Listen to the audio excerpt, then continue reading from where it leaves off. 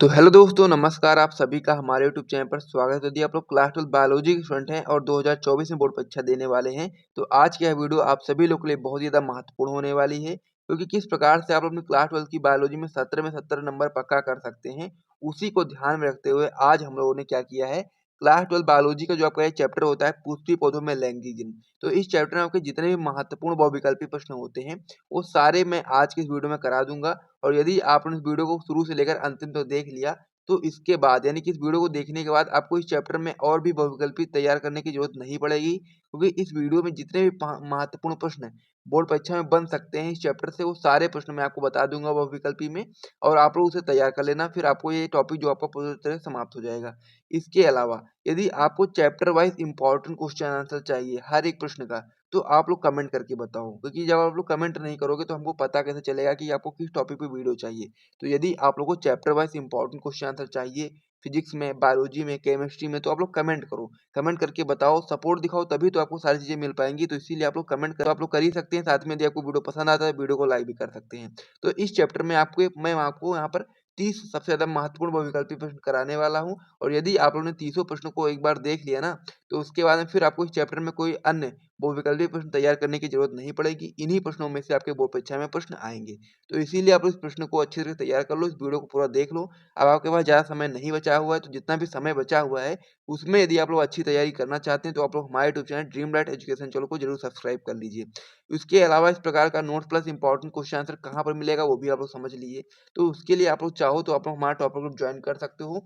एक सब्जेक्ट का प्राइस मात्र 100 रुपये है, जिसमें आपको notes plus important question answer दिया जाता है। जैसे कि मान लीजिए आप लोग बायोलॉजी के टॉपर ग्रुप लेंगे, तो उसमें आपको बायोलॉजी के आज चैप्टर के नोट्स दिए जाएंगे, साथ ही में आपको इंपॉर्टेंट क्वेश्चन आंसर दिए जाएंगे, ठीक है। और नंबर आपका हो जाता है 97 93 44 44 81। अभी इस नंबर पे आपको व्हाट्सएप पर मैसेज करना है, जिसको भी टॉपर ग्रुप ज्वाइन करना है, ठीक है। मैसेज करके आपको बताना है कि आपको किस सब्जेक्ट के लिए टॉपर ग्रुप चाहिए, और उस सब्जेक्ट के लिए मैं आपको डेमो नोट भेज दूंगा, आप लोग देख लेना। और जब आपको अच्छा लगेगा तो आप लोग टॉपर ग्रुप ज्वाइन कर सकते हैं पेमेंट करके। नंबर आपका होता है 97 93 44 44 81। नंबर को आप लोग नोट कर लीजिए, जिसको भी टॉपर ग्रुप ज्वाइन करना है।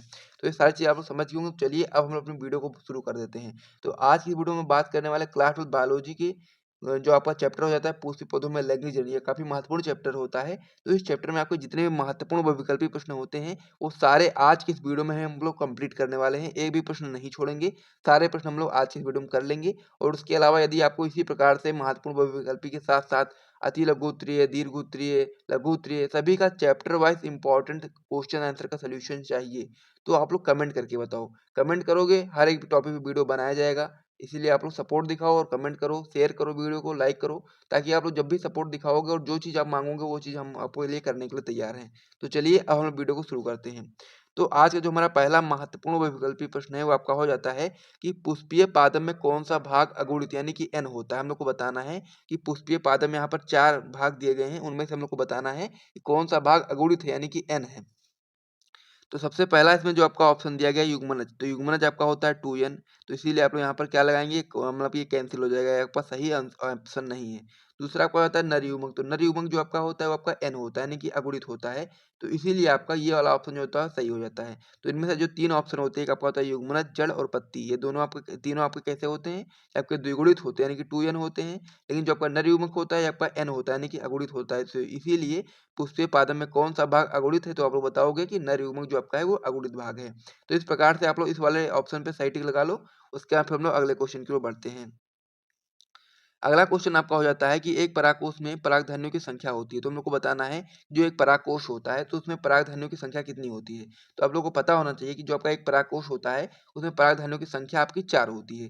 तो इसीलिए आपको यहाँ पर 4 वाले पे सही टिक लगा देना है। अब आपका परागकोश कैसे होता है उसे भी देख लीजिए। इस प्रकार से आपका एक परागकोश होता है, कैसे होता है, एक बार इधर मैं सही से बना देता हूँ। ये आपका परागकोश होता है। इसमें आपको परागधानियों की संख्या कितनी होती है, 4 होती है इस प्रकार से। तो इसीलिए आपको यहाँ पर याद रखना है कि एक परागकोश में परागधानियों की संख्या 4 होती है। अगला क्वेश्चन आपका इसमें हो जाता है कि आवृतबीजी पौधों में पुंकेसर है। तो जो पुंकेसर है वो नर जननांग है, तो इसीलिए आप लोग यहाँ पर क्या करेंगे, नर जननांग पर सही टिक लगा देंगे, ठीक है। क्योंकि पुंकेसर में ही आपका नरयुग्मक का निर्माण होता है। तो इस प्रकार से आप लोग यहाँ पर याद रखेंगे कि जो आपका पुंकेसर है वो आपका नर जननांग है, और पुंकेसर का जो ऊपरा वाला भाग होता है जिसे हम लोग परागकोश बोलते हैं, उसमें ही आपका नए युग्मक का निर्माण होता है। तो इस प्रकार से जो आपका आवृतबीजी पौधों में पुंकेसर है तो आप लोग बताएंगे नरजन्नांग है। वहीं पर अगला क्वेश्चन इसमें हो जाता है कि निभाग पाया जाता है, तो हम लोग को बताना है कि निभाग कहाँ पर पाया जाता है। तो आप लोग इसका आंसर बताएंगे कि निभाग जो आपका होता है वो बीजांड में पाया जाता है, क्योंकि आपको पता होगा जब बीजांड की आप लोग संरचना बनाओगे तो उसमें आपको पता चल जाएगा कि जो आपका निभाग होता है वो कहाँ पर पाया जाता है। तो अगर आपको नहीं पता है तो मैं आपको यहाँ पर बना करके दिखा भी देता हूँ ताकि आपको यहाँ पर पता चल जाए, ठीक है। तो जो बीजांड होता है आपका, इस प्रकार से बीजांड आपका होता है, इस प्रकार से आपका एक बीजांड होता है। तो ये क्या होता है, आपका बीजांड द्वार होता है, और बीजांड द्वार की जो अपोजिट वाली साइड होती है उसे हम लोग निभाग बोलते हैं, ठीक है। ये आपका निभाग होता है। तो ये चीज़ आपको यहाँ पर याद रखना है कि निभाग पाया जाता है, तो आप लोग बताएंगे कि बीजांड में निभाग पाया जाता है। तो इस प्रकार से आपका 4 क्वेश्चन कंप्लीट हो गया है, तो इसे आप लोग अपनी कॉपी में नोट कर लो।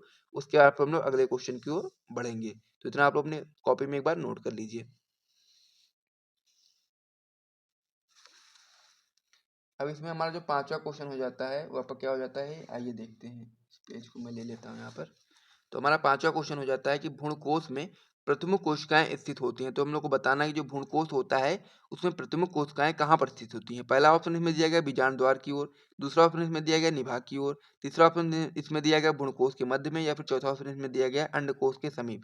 तो जो आपका कह सकते हैं कि जो भ्रूणकोश होता है वो आपका, भ्रूणकोश में जो आपके प्रथम कोशिकाएं होती हैं वो निभाग की ओर उपस्थित होती हैं। जैसे कि मान लीजिए ये आपका क्या हो गया, इसे हम लोग क्या बोलते हैं, भ्रूणकोश बोलते हैं। ये आपका भ्रूणकोश होता है। तो इसमें जो 3 कोशिकाएँ ऊपर होती हैं, इसे ही हम लोग क्या बोलते हैं, प्रथम कोशिका बोलते हैं, और ये आपकी निभाग की ओर होती हैं। और जो 3 कोशिका नीचे होती हैं, उसमें जो आपकी बीच वाली कोशिका होती है उसे हम लोग अंड कोशिका, और अगल-बगल की कोशिका को हम लोग सहायक कोशिका बोलते हैं। तो यहाँ से आपको ये बात क्लियर हो गई कि जो आपका प्रथम कोशिकाएँ होती हैं, ये वाली कोशिकाएँ, ये आपके निभाग की ओर उपस्थित होती हैं। तो इसे आप लोग बता सकते हैं कि निभाग की ओर। इस प्रकार से आपका जो क्वेश्चन था इसका भी आंसर आपको पता चल गया। अगला क्वेश्चन इसमें हो जाता है कि निम्नलिखित में से कौन-सा पुष्प का भाग नर जनन अंग का प्रतिनिधित्व करता है। तो आप लोग बताएंगे कि जो आपका नर जनन अंग का प्रतिनिधित्व करता है वो आपका पुमंग होता है। तो इसीलिए आप लोग पहले वाले ऑप्शन पे सही टिक लगा लेंगे, ठीक है। और यदि जब मादा की बात होगी, यानी कि जब मादा की पुष्प का कौन सा भाग मादा जनन अंग का प्रतिनिधित्व करता है, तो आप लोग यहाँ पर जायांग के बारे में बता देंगे। क्योंकि ये क्वेश्चन आपका दो तरीके से पूछा जा सकता है, या तो आपसे नर का पूछ लेगा या तो आपसे मादा का पूछ लेगा। तो नर का पूछेगा तो आप लोग बताएंगे पुमंग, और मादा का पूछेगा तो आप लोग बताएंगे जायांग। तो इस प्रकार से ये वाला क्वेश्चन में हमसे पूछा गया था नर का, तो इसलिए हम लोग पुमंग बताएंगे। तो यहाँ से नोट कर लीजिए, फिर हम लोग अगले क्वेश्चन की ओर बढ़ते हैं। अगले क्वेश्चन में हमसे पूछा गया है कि निलंबक की सबसे ऊपरी कोशिका को कहते हैं। तो जो निलंबक की सबसे ऊपरी कोशिका होती है उसे हम लोग हास्टोरियल कोशिका बोलते हैं। तो इसलिए आप लोग इस पे सही टिक लगा लो।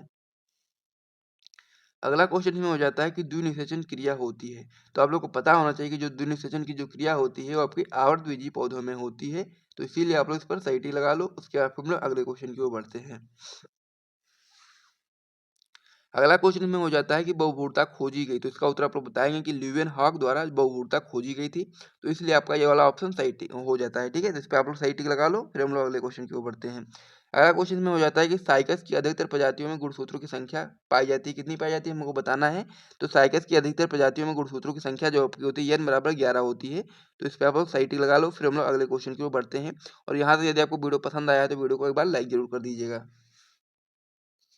इसमें जो हमारा 11वां क्वेश्चन हो जाता है वो आपका हो जाता है कि भ्रूणकोश में अंड पाया जाता है। तो भ्रूणकोश में आप लोग बताएंगे कि जो आपका अंड होता है वो आपका बीजांड द्वार की ओर पाया जाता है। जैसे कि मैंने आपको बताया था कि ये आपका क्या था, ये आपका था निभाग और ये आपका था बीजांड द्वार। तो बीजांड द्वार की ओर आपका बीच में क्या होता है, आपका अंड पाया जाता है। तो इसे हम लोग बता सकते हैं कि जो आपका भ्रूणकोश होता है उसमें जो अंड पाया जाता है वो बीजांड द्वार की ओर पाया जाता है। तो इसलिए आप लोग इस पर सही टिक लगा लो पहले वाले ऑप्शन पे। उसके बाद फिर हम लोग अगले क्वेश्चन की ओर बढ़ते हैं। अगला क्वेश्चन में हो जाता है कि सालविया में परागण होता है। तो इसका उत्तर बताएंगे आप लोग कि जो सालविया में परागण होता है वो कीट द्वारा होता है। तो इसीलिए आप लोग इस पर सेकंड वाला जो ऑप्शन होता है इस पर सही टिक लगा लेंगे, ठीक है। ये सारे क्वेश्चन बहुत ही आसानी से आपको समझ में आ रहे होंगे, क्योंकि मैं आपको यहाँ पर समझा भी दे रहा हूँ। तो इसीलिए आपको जल्दी जल्दी सारे क्वेश्चन को समझ लेना है और अपनी कॉपी में हो सके तो नोट कर लेना है। और यदि आप लोग टॉपर ग्रुप के मेंबर है तो उसमें आपको ये PDF आपको वहाँ पर मिल जाएगा। अगला क्वेश्चन में हो जाता है कि एक प्रारूपी आवृतबीजी भ्रूणकोश परिपक्व होने पर होता है। तो हम लोग को बताना है कि जो आपका एक आवृतबीजी भ्रूणकोश होता है वो परिपक्व होने पर कैसा हो जाता है। यानी कि हम लोग को यहाँ पर बताना है कि 8 कोष के 7 केंद्र की हो जाता है, या फिर 7 कोष के 8 केंद्र की हो जाता है, या फिर 8 कोष के 8 केंद्र की हो जाता है, या फिर 7 कोष के 9 केंद्र की हो जाता है। तो इसमें जो आपका सही ऑप्शन हो जाता है वो जाता है 7 कोष की और 8 केंद्र की। तो इस पर आप सही टिक लगा लो, लेकिन आपको ये भी पता होना चाहिए कि कैसे हो जाता है। तो उससे भी आप लोग यहाँ पर समझ लीजिए।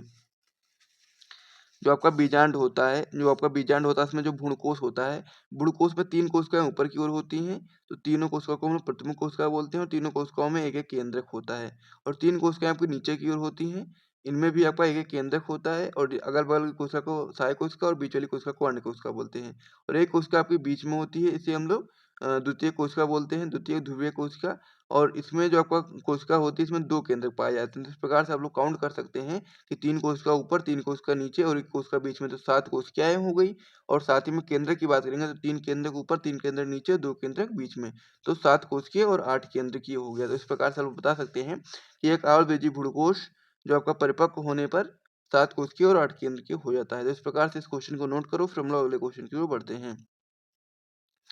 अगला क्वेश्चन में हो जाता है कि परागकण मात्र कोशिका में गुणसूत्रों की संख्या होती है, तो हम लोग बता सकते हैं कि परागकण मात्र कोशिका में गुणसूत्रों की संख्या द्विगुणित यानी कि 2n होती है। अगला क्वेश्चन में हो जाता है कि अनिषेक जनन होता है, तो आप लोग बताएंगे कि जो अनिषेक जनन होता है वो आपका रोटीफर्स में भी होता है, टर्कियों में भी होता है, मधुमक्खियों में होता है, यानी कि इनमें से सभी में होता है, तो इसीलिए आप उस पर सही टिक लगा लेंगे, इनमें से सभी में। इसी में जो हमारा अगला क्वेश्चन हो जाता है, आपका हो जाता है कि भ्रूणकोश विकास के लिए कौन-सा क्रम सही है? तो इनमें से हम लोगों को क्रम दिए गए हैं, इनमें से हमको सही क्रम बताना है भ्रूणकोश विकास के लिए। तो इसमें जो आपका ऑप्शन नंबर 4 हो जाता है, यानी कि आर्किस्पोरियम से आपका गुरु बीजाणु मात्र कोशिका बनती है, फिर गुरु बीजाणु मात्र कोशिका से आपका गुरु बीजाणु, फिर गुरु बीजाणु से आपका भ्रूणकोश बनता है। यही आपका भ्रूणकोश विकास के लिए सही क्रम है, ठीक है? तो इसीलिए आप लोग इस पर सही टिक लगा लो। उसके बाद फिर हम लोग अगले पेज पर बढ़ेंगे और वहाँ पर अगले क्वेश्चन को देखेंगे। तो आप लोग नोट कर चुके होंगे। अब हमारा जो अगला क्वेश्चन में हो जाता है 17वां क्वेश्चन, वो आपका हो जाता है कि भारतीय भूण विज्ञान का पिता कहते हैं। तो आप लोग इसमें बताएंगे कि जो आपका भारतीय भूण विज्ञान है उसके पिता कहे जाते हैं प्रोफेसर पंचानन माहेश्वरी। तो इसीलिए आप लोग इस पर सही टिक लगा लो, फिर हम लोग अगले क्वेश्चन की ओर बढ़ते हैं। अब अगला जो क्वेश्चन हो जाता है बहुत ही सिंपल सा क्वेश्चन होता है कि अगुणित कोशिका है, तो हम लोग इनमें से बताना है कि इनमें से कौन सी कोशिका अगुणित है। तो यहाँ पर जो परागकण होता है, जो कि आपका नरुमक भी कहते हैं उसे हम लोग, तो ये आपका क्या होता है, ये आपका अगुणित होता है, तो इसलिए आप लोग यहाँ पर सही टिक लगा लेंगे। उसके बाद हम लोग अगले क्वेश्चन की ओर बढ़ेंगे। इसमें हमारा अगला क्वेश्चन हो जाता है कि पराग नलिका का अध्यावरण द्वारा बीजाणु में प्रवेश कहलाता है। तो पराग नलिका जो होती है उसका अध्यावरण के द्वारा जब बीजाणु में प्रवेश होता है तो उसे हम लोग निभागी युग्मन कहते हैं, इसीलिए आप लोग इस पे पहले ऑप्शन पे सही टिक लगा लो। इसमें हमारा अगला क्वेश्चन होता है कि बीजांड का वह स्थान जहाँ बीजांड वृंत जुड़ा होता है उसे कहते हैं, यानी कि जो बीजांड का वह स्थान होता है जहाँ पर बीजांड वृंत जुड़ा होता है, ठीक है, उसे हम लोग नाभिका बोलते हैं। नाभिका ये चीज आप देखेंगे, तो ये बीजांड का वह स्थान है जहाँ से आपका बीजांड वृंत जुड़ा होता है, इसे हम लोग बीजांड वृंत बोलते हैं, तो इसको ही हम लोग क्या बोलेंगे, नाभिका बोलेंगे। तो यही चीज आप लोग बताएंगे कि बीजांड स्थान जहाँ पर बीजांड वृंत जुड़ा होता है उसे हम लोग नाभिका बोलते हैं। अगला क्वेश्चन में हो जाता है कि परिभ्रूणपोष, जिसे हम लोग इंग्लिश में पेरिस्पर्म बोलते हैं, अवशेष है। तो जो आपका परिभ्रूणपोष होता है वो आपका बीजांड काय का अवशेष होता है, तो इसीलिए आप लोग इस वाले ऑप्शन पे सही टिक लगा लो। उसके बाद में फिर हम लोग अगले क्वेश्चन की ओर बढ़े।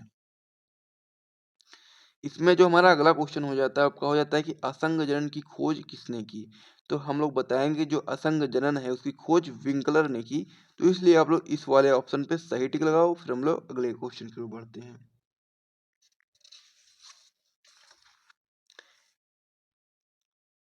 अगला क्वेश्चन हमारा इसमें हो जाता है कि परागकोश का सबसे भीतरी स्तर टेपिटम का कार्य है। तो हम लोग को टेपिटम का कार्य बताना है। तो टेपिटम के कार्य में हम लोग बता सकते हैं कि जो आपका टेपिटम होता है वो आपका परागकण के पोषण में सहायक होता है, यानी कि जो आपका ये आप लोग जो पहला वाला ऑप्शन हो जाता है उस पर आप लोग सही टिक लगा लेंगे। उसके बाद हम लोग अगले क्वेश्चन की ओर बढ़ेंगे। अगला क्वेश्चन में हो जाता है कि संतरे में बहुभुरता का खोज किया। तो हम लोग बताएंगे जो आपका संतरा होता है उसमें बहुभुरता की खोज की थी ल्यूवेन हॉक ने, तो इसीलिए आप लोग इस पे सही टिक लगा लेंगे। इसमें हमारा जो 25वां क्वेश्चन हो जाता है वो क्या हो जाता है कि किसी पराग कोश की लघु ध्वनि की बाह्यतम व सबसे भीतरी परत क्रमशः होंगी। तो हम लोग बताएंगे जो कोई पराग कोश होती है उसकी जो लघु ध्वनि होती है उसकी जो सबसे बाहरी वाली परत होती है उसे हम लोग एपिडमिट्स बोलते हैं और जो सबसे भीतरी वाली परत होती है उसे हम लोग टेपिटम बोलते हैं, ठीक है। तो इस प्रकार से जो आपका ऑप्शन नंबर चौथा हो जाता है इसे हम लोग सही टिक लगा देंगे। इसमें हमारा अगला क्वेश्चन हो जाता है कि अंड समुच्चय के निर्माण में सहायक है। तो हम लोग बताएंगे जो अंड समुच्चय है उसके निर्माण में सहायक होती हैं अंड व सहायक कोशिकाएं, क्योंकि आप लोग जानते हैं कि जो आपका बीजांड द्वार होता है उसकी तरफ 3 कोशिकाएं होती हैं। तो 3 कोशिकाओं में जो बीच वाली कोशिका होती है उसे हम लोग अंड कोशिका बोलते हैं और अगल बगल की कोशिकाओं को हम लोग सहायक कोशिका बोलते हैं। तो जो तीनों कोशिकाएं एक साथ में होती है इसे हम लोग अंड समुच्चय बोलते हैं। तो अंड समुच्चय के निर्माण में अंड और सहायक कोशिकाएं की आवश्यकता होती है। तो इस प्रकार से जो आपका ऑप्शन नंबर सेकंड हो जाता है, आपका सही ऑप्शन हो जाता है। तो इसे आप अपनी कॉपी में नोट कर लो। अगला क्वेश्चन इसमें हो जाता है कि 200 लघु विजाणुओं के निर्माण के लिए प्रक्रियात्मक लघु विजाणु मात्र कोशिकाओं में कितने अर्धसूत्री विभाजन होंगे। यानी कि हम लोग को बताना है कि 200 लघु विजाणुओं के निर्माण के लिए हम लोग लघु विजाणु मात्र कोशिका में कितने अर्धसूत्री विभाजन करने पड़ेंगे। तो आप लोग को पता होना चाहिए कि जब आपका लघु विजाणु मात्र कोशिका में एक अर्धसूत्री विभाजन होता है तो उससे आपके 4 लघु विजाणु बनते हैं। तो यदि हम लोग को 200 करने हैं तो हम लोग को 50 लघु विजाणु मात्र कोशिकाओं में अर्धसूत्री विभाजन करने पड़ेंगे। ठीक है, प्रकार से आपका जो 50 वाला ऑप्शन हो जाता है सही ऑप्शन हो जाता है, जिसे आप अपनी कॉपी में नोट कर लो। उसके बाद हम लोग अगले क्वेश्चन की ओर बढ़ते हैं। इसमें हमारा अगला क्वेश्चन हो जाता है कि निम्न में से कौन सी कोशिकाएं सभी प्रकार के भ्रूणकोश में पाई जाती हैं। तो इनमें से सबसे सही ऑप्शन जो आपका होता है अंड कोशिका। अंड कोशिका सभी प्रकार के भ्रूणकोश में पाई जाती है, तो इसलिए आप इस पर सही टिक लगा लेंगे। अगला क्वेश्चन में हो जाता है कि द्विनिषेचन का तात्पर्य, ये आपका इंपॉर्टेंट क्वेश्चन है। तो इसमें आप लोग बताएंगे कि जो आपका द्विनिषेचन का जो तात्पर्य होता है उसमें आप लोग बताओगे कि जब आपका जिसमें जब एक नरयुग्मक होता है वो आपका अंड कोशिका से संयोजन कर लेता है, तो दूसरा जो नरयुग्मक होता है वो आपका द्वितीय केंद्र से संयोजन कर लेता है, तो उसे हम लोग द्विनिषेचन क्रिया बोलते हैं। और यही आपका द्विनिषेचन का तात्पर्य होता है। तो इसीलिए आप लोग ऑप्शन नंबर सेकंड पे सही टिक लगा लो। और इस चैप्टर का जो सबसे लास्ट जो आपका क्वेश्चन होता है बहुविकल्पी प्रश्न का, वो आपका हो जाता है कि परागनली का कार्य है। तो जो परागनली है उसका कार्य होता है नर युग्मक का वाहक के रूप में, क्योंकि परागनली के द्वारा ही आपका जो नर युग्मक होता है वो बीजांड में पहुंचता है। तो इस प्रकार से इस चैप्टर में जितने भी आपके महत्वपूर्ण बहुविकल्पी थे वो सारे प्रश्न मैंने आपको बता दिए हैं। और यदि आप लोगों ने सारे बहुविकल्पी प्रश्नों को पढ़ लिया, अभी तक वीडियो के लास्ट तक आप लोग बने हुए हैं, तो फिर आपको इसमें से कोई भी क्वेश्चन बाहर से देखने को नहीं मिलेगा। सारे प्रश्न इसी में से देखने को आपको मिलेंगे, क्योंकि जितने भी आपके महत्वपूर्ण प्रश्न बोर्ड परीक्षा 2024 में बन सकते हैं वो सारे मैंने इसमें आपको बता दिए हैं। तो यहाँ तक यदि आपको वीडियो पसंद आया तो वीडियो को लाइक करिए, चैनल को सब्सक्राइब करिए। उसके बाद हम लोग वीडियो को समाप्त करते हैं। मिलते हैं नेक्स्ट वीडियो में, तब तक के लिए जय हिंद।